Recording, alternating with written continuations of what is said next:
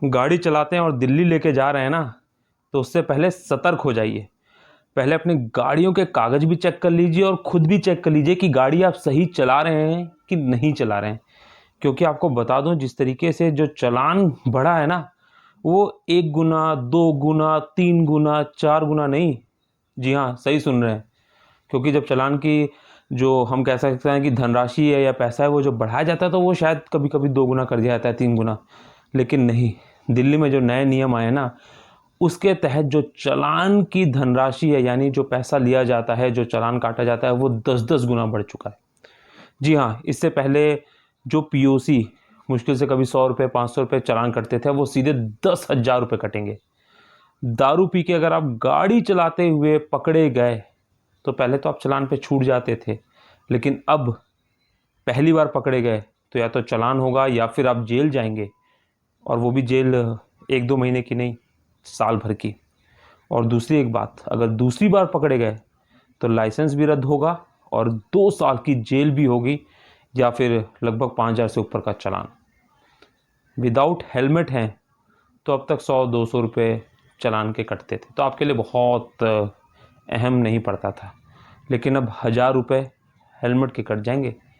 1,000 रुपये आप समझ सकते हैं ना कि शायद दिहाड़ी भी ना होती है।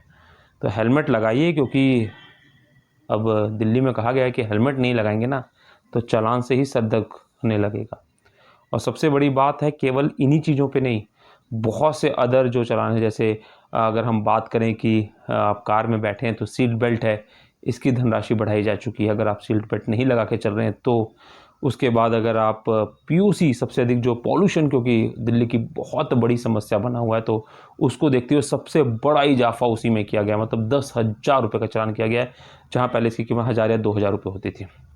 वहीं अगर बात की जाए तो नंबर प्लेट से लेके हर एक चीज़ पे अब नए कठोर कानून आ गए हैं कि मतलब अगर आपकी नंबर प्लेट सही नहीं है तो उस पर चालान बढ़ गया है। और सबसे बड़ी बात, जो ड्रिंक एंड ड्राइविंग जैसे मामले, उसमें जो जेल का प्रावधान कर दिया गया है, और वो भी कठोर रूप से, वो सबसे बड़ी, मतलब कह सकते हैं कि लोगों में एक कहीं ना कहीं तरह का भय डालना चाहती है सरकार, ताकि ऐसी गलतियां नहीं। क्योंकि हमने हाल ही में देखें कि ड्रिंकिंग और ड्राइविंग में केवल एक्सीडेंट्स नहीं हो रहे, बल्कि सामने वाले की जान भी जा रही है।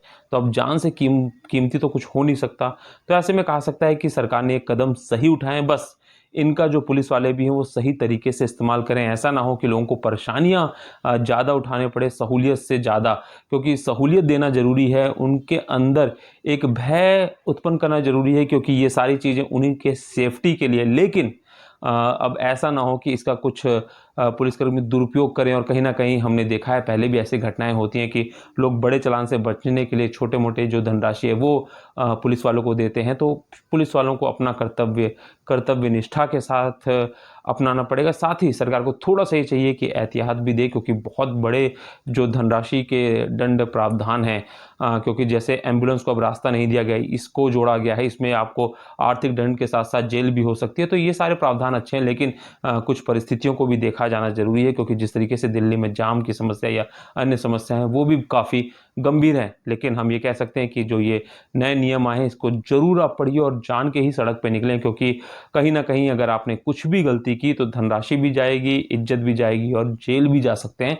और सरकार के इस कदम को हम बेहतरीन कदम कह सकते हैं, क्योंकि कहीं ना कहीं जब तक भय नहीं होगा हमारे अंदर, क्योंकि ये सब हमारी सुरक्षा के लिए ही हैं, हमारी हिफाजत के लिए। क्योंकि हमने कई बार देखा है कि जो रोड एक्सीडेंट्स होते हैं उसमें अगर बाइकर्स ने हेलमेट पहना है तो वो काफ़ी कुछ बच जाते हैं।